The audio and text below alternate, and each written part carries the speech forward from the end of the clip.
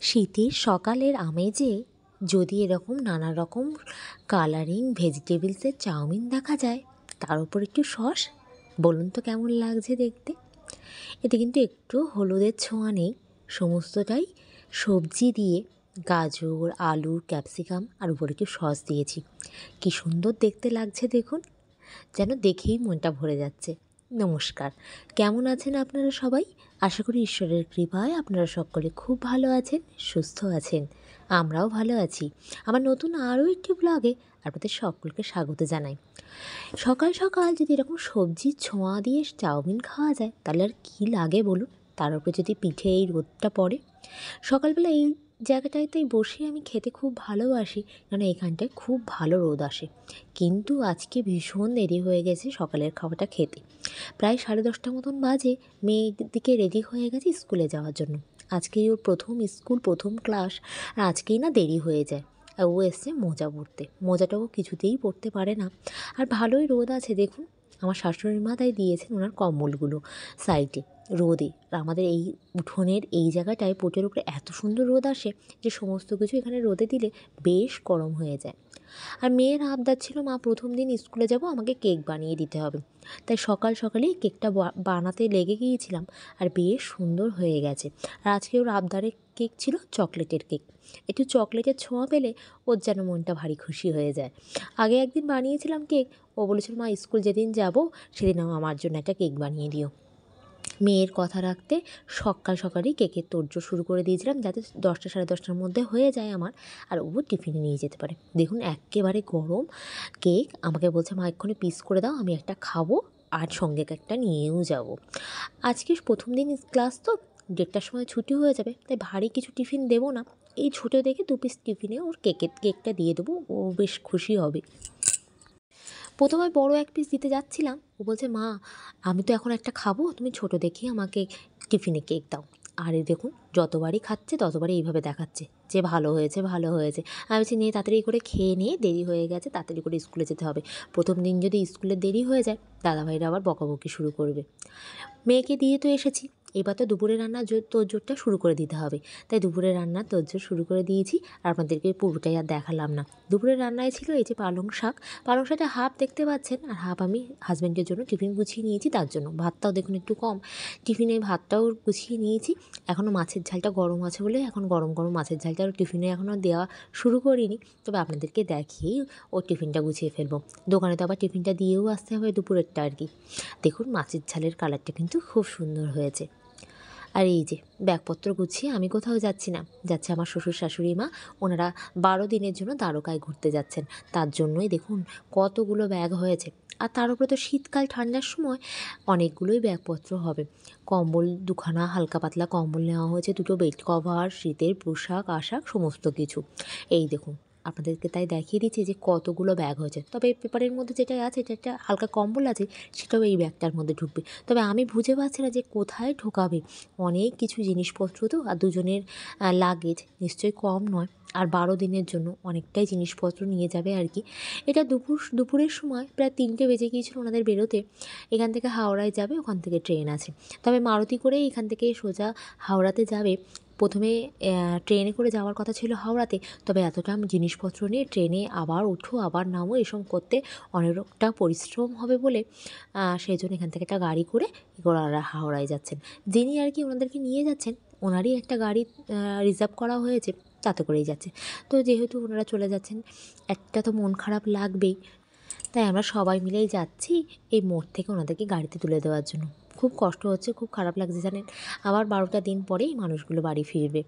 একটা তো দুঃখ, একটা কষ্ট লাগবেই, কারণ সারাদিন একা একা বাড়িতে ভালো লাগে না। ওনার সঙ্গে দুটো কথা বলি আর কি, গল্প করি, এই আর কি।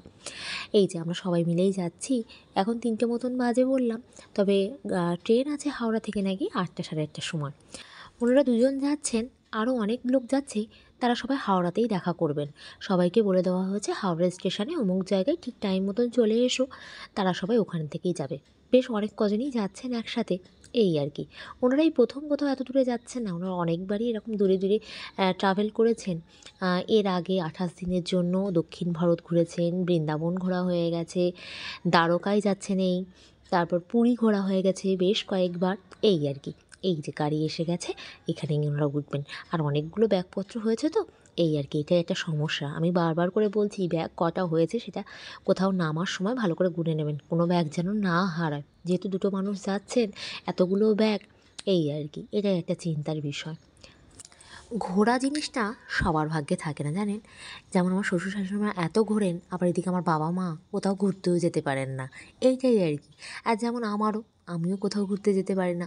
এটা একটা ভাগ্যের ব্যাপার, ভাগ্যের বিষয়। 12টা দিন বাড়িটা ফাঁকা ফাঁকা লাগবে, ওনারা আবার ভালোই ভালোই বাড়ির মানুষ বাড়ি ফিরে আসেন।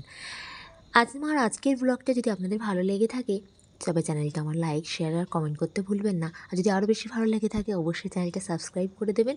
এই কথাটা আমি প্রত্যেকটা ব্লগে খুব নিয়ম করে বলি জানেন, কারণ আমি এই কথাটা বলতে ভীষণ ভুলে যাই। তাই আপনারা দয়া করে চ্যানেলটা সাবস্ক্রাইব করে দেবেন যদি আমার ভিডিওটি আপনাদের ভালো লেগে থাকে। অনেক জিনিসপত্র তো প্রথমে ঢোকাতে একটু সমস্যা হচ্ছিল, কেননা যারা অলরেডি গাড়িতে বসেছেন তাদেরও প্রচুর জিনিসপত্র, কারণ শীতকাল, সবাই তো সবার মতন একটা প্রোটেকশন জিনিসপত্র তো নিয়েই থাকবেন, শীতের পোশাক আশাক তো এক ব্যাগ হয়ে যায়, এই আর কি। তারপর যাই হোক, সমস্ত কিছু লাগেজপত্র সব কিছু সেটিং করে সবাই ঢুকে পড়েছে। শাশুড়িমা ভিতরে ঢুকে গেছেন, উনি বসে পড়েছেন এই সাইডে, আর শ্বশুরমশাই এই সাইডে বসে পড়বেন। একটা ব্যাগ, বড় ব্যাগ, এইটাই সবথেকে বড় ব্যাগ, এটাই যদি ঠিকঠাক করে ঢুকিয়ে দেওয়া যায় ব্যাস, আর কোনো চিন্তা নেই। এখান থেকে প্রায়, আমাদের বাড়ি থেকে প্রায় 3.5-4 ঘন্টা মতো লাগে হাওড়াতে পৌঁছাতে। আমি ভয় পাচ্ছিলাম যে সন্ধ্যা হয়ে যাবে, রাস্তায় না জ্যাম না পড়ে, এই আর কি। 2-2:30টার দিকে গাড়িটা আসার কথা ছিল, কিন্তু একটু লেট হয়ে গেছে, প্রায় 3-3:30 মতন বেজে গেছে এই মারুতিটা আসতে আর কি। যদি 2-2:30টার মধ্যে আসতো, তবু 8টা-8:30টার মধ্যে রাত্রের ট্রেন আছে বলছিলেন, তাহলে ঠিকঠাক হতো। কিন্তু আবার 1 ঘন্টা লেট হয়ে গেছে এদিক দিয়ে আবার উঠতে। আমি ভয় পাচ্ছি ওই সন্ধ্যাবেলা জ্যামের জন্য, কেন কলকাতা শহর, সেখানে তো জ্যাম তো হবেই সন্ধ্যার দিকে।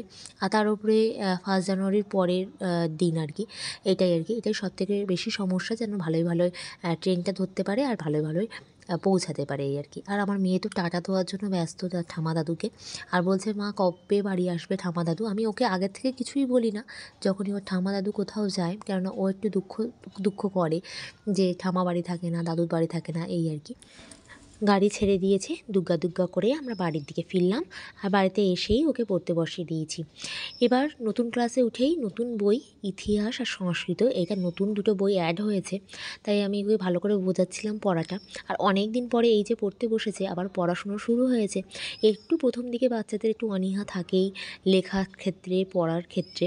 তো সেটাই আমি বোঝাচ্ছিলাম, নতুন বই, নতুন ক্লাস, সমস্ত কিছুই নতুন, তবে অনীহা প্রকাশ করো না, সুন্দর করে পড়তে বসো। পড়াশোনার কাজ কমপ্লিট করে মেয়ে তো যাবে পড়তে, তো ওর একটু বায়না হয়েছে, মা দুধ চা খাবো, দুধ চা করো। খুব একটা চা আমি ওকে এখন দিতে চাই না, তবে যখনই এরকম বায়না করে, এখন শীতকাল যেহেতু, বায়নাটা মেটাই।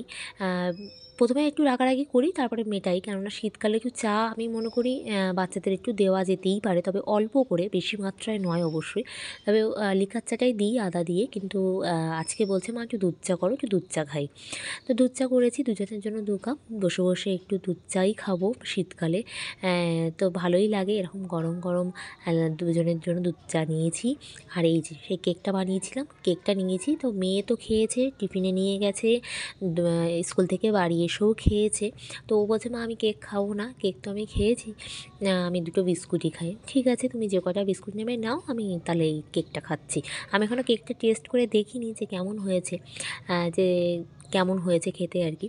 তো দেখলাম না, ঠিকঠাক হয়েছে, বেশ টেস্টিও হয়েছে, চকলেট একটা ফ্লেভারও আছে। যেহেতু চকলেট কেকই বানিয়েছি আজকে, অন্য দিন শুধুমাত্র চকলেট ছাড়াই করি, কিন্তু চকলেট কেকটা বানিয়েছি, বেশ চকলেট একটা ফ্লেভার আছে। মেয়েকে পড়তে দিয়ে আসার পর এই জায়গাটা, আমার অবস্থাটা দেখুন কী অবস্থা হয়ে রয়েছে। বুঝতেই পারছেন আপনারা, আমার একটাই ঘর, আর মেয়ের নতুন বই, খাতা, ব্যাগ সমস্ত কিছু হয়েছে। আর এই যে পড়তে গিয়েছে, বইপত্র এখানে খানিকটা ফেলে থুয়ে গেছে। তো সমস্ত কিছু এখন একটু গোছাবো, যেহেতু ও বাড়ি নেই। বাড়ি থাকলে এই সমস্ত কাজ আমি একদমই করতে পারি না, ওর পিছনে একটু সময় দিতে হয়। তো যেহেতু বাড়ি নেই, বা ফাঁকা বাড়ি পেয়েছি, তো মনে করছি এইগুলো একটু গোছাবো। আর ড্রেসিং টেবিলটার অবস্থা দেখুন, তেলটা মেখেছে গায়ে মাখার, সেই তেলটাও পর্যন্ত ঢাকনিটা খুলে রেখে গেছে। তো ভাবছি এর একটা সদ্গতি করি। বইপত্র তো প্রচুর হয়েছে এবার নতুন ক্লাসে। আপনাদের মনে হয় আগের ভিডিওতে আমি বলছিলাম 16টা মতন বই হয়েছে। তো তার মধ্যে 14টা বই পেয়েছি, 2টো বই এখনও ডেও আছে। তো সেই সমস্ত বই খাতাপত্র সমস্ত কিছু গুছিয়ে দিচ্ছি। আর আগের ক্লাসে যে সমস্ত বইপত্র ছিল সেগুলো তো আমি তুলে একদম সামসিনের মাথায় তুলে দিয়েছি। আর এই বছরে যে নতুন বইগুলো পেয়েছি সেইগুলো আর কি সুন্দর করে গুছিয়ে রাখছি। আর সমস্ত খাতাও কেনা হয়ে গেছে, সেগুলোও সুন্দর করে গুছিয়ে রাখছি। এগুলো একটু ওকে গুছিয়ে দিলে ওর একটু সুবিধা হয়। কিন্তু ও একদমই গোছাতে চায় না। আমি যতক্ষণ গোছাবো ততক্ষণ আর কি এই দেখুন একটা বইয়ের মধ্যে দিয়ে 3খানা হেয়ার ব্যান্ড বেরোলো, একটা কাঁচি বেরোলো। জানি না ও কাঁচি হেয়ার ব্যান্ড একসঙ্গে নিয়ে কী করে। আর এই যে এখানে আঁকার ড্রয়িং খাতা, ড্রয়িং এঁকেছিল সেই খাতাপত্রগুলো এখান থেকে বেরোচ্ছে। তার মধ্যে 2টো ভাঙা ফোন। মানে এই এতদিন যে খেলা করেছে এটাই তার হচ্ছে নমুনা। এটাই হচ্ছে বহিঃপ্রকাশ পায় নমুনা, জানেন তো? যে এতদিন যে খেলা করেছে, 2টো বইয়ের মধ্যে একটা কাঁচি, 3টে হেয়ার ব্যান্ড, 2টো ভাঙা ফোন, এই রকমই সমস্ত কিছু বেরোচ্ছে। এগুলো যদি সদ্গতি না করে দিই, ও যখনই এই খেলনাগুলো আবার পাবে খেলনাগুলো খেলতে বসে যাবে, পড়াশুনো আর করবে না। এটাই আর কি। তো সেইগুলো একটু লুকিয়ে রাখার চেষ্টা করি আমি সবসময়, যে যাতে এইসব কাঁচি, ভাঙা ফোন এগুলো যাতে না পায়। আবার এগুলো আবার কাছাকাছি না রাখলেও সেটাও আমার দোষ হয়ে যায় আর কি। তো সেটা আমি কাছাকাছি রেখে দিয়েছি। ও বাড়ি আসলে পরে এগুলো আমি ওকে দেখিয়েই সাইড করে রেখে দেবো, যাতে খেলার সুযোগটা না পায়। ড্রেসিং টেবিলটাও সুন্দর করে ভালো করে গুছিয়ে রাখলাম। আর খুব ধুলো পড়েছিল। আমার বাড়িটা বেশ ভিতরের দিকে, কোনো গাড়ি চলাচল করে না, কিন্তু এত ধুলো যে কোথা থেকে আসে আমি সেটাই বুঝে পাই না। প্রত্যেক দিন দিনে 2বার করে ঝাড়পোছ করলেও একটা ধুলোর আস্তরণ পড়ে যায়। এটা আমি বুঝে পাই না যে এত ধুলো কোথা দিয়ে আসে। ঘরটাও আমার অনেকটাই ভিতরের দিকে, কিন্তু ধুলো কোথা থেকে আসে আমি বুঝে উঠতে পারি না। এই যে সুন্দর করে যা হোক করে গুছিয়ে দিয়েছি। একটা ঘরের মধ্যে যতটুকু সুন্দর করে গোছানোর দরকার ততটুকু গুছিয়ে রেখেছি। জানি না এই পরিপাটি বা সৌন্দর্য কতক্ষণ থাকবে। সৌন্দর্য তো আমার কাছে মনে হচ্ছে, আমার মেয়ের কাছে আবার নাও মনে হতে পারে। ওর আবার সমস্ত কিছু জায়গা মাফিক না থাকলে খুব সমস্যা। ওই যে ভাঙা ফোন দুটো দেখছেন, ওর বইয়ের থাকাতেই রাখলাম। ওকে দেখিয়ে এটাকে আলাদা করব, কেননা আমি যদি আগে থেকে আলাদা করে দিই ও আবার বাড়ি এসে চেঁচাতে শুরু করবে। আজকের মতো আমি আমার ব্লগটিও আপনাদের সঙ্গে এখানেই শেষ করছি। আর এক্ষুনি রান্নাঘর থেকে পেঁয়াজ কেটে আসলাম। চোখটা তাই একটুখানি ছলছল লাগছে আপনাদের হয়তোবা, কেননা পেঁয়াজ কাটলে আমার চোখ দিয়ে অলরেডি জল গড়াতে শুরু করে। রাত্রের আর কি করি না করি সেগুলো আর শেয়ার করলাম না। আপনাদের কাছে এখানেই আমি বিদায় নেবো। আপনারা সকলে খুব ভালো থাকবেন, সুস্থ থাকবেন, সাবধানে থাকবেন, নিজেদের খেয়াল রাখবেন। আর আজকের ব্লগ ভিডিওটা আপনাদের কেমন লাগলো অবশ্যই আমাকে জানাতে ভুলবেন না। ঠিক খাটের এই জায়গাটাতেই বসেই আমি আপনাদের সঙ্গে ভয়েসটা শেয়ার করি, তাই একদম তোড়জোড় করে কম্বলটা পায়ের উপরে চাপিয়ে বসে পড়েছি। আপনারা অবশ্যই আমার ভিডিওতে অবশ্যই কমেন্ট করে যাবেন, আর কেমন লাগলো ব্লগটি অবশ্যই জানাতে ভুলবেন না। আজ আসি, আপনাদের সঙ্গে দেখা হবে নতুন কোনো ব্লগের মাধ্যমে। আপনারা সকলে খুব ভালো থাকবেন, সুস্থ থাকবেন, সাবধানে থাকবেন। নমস্কার।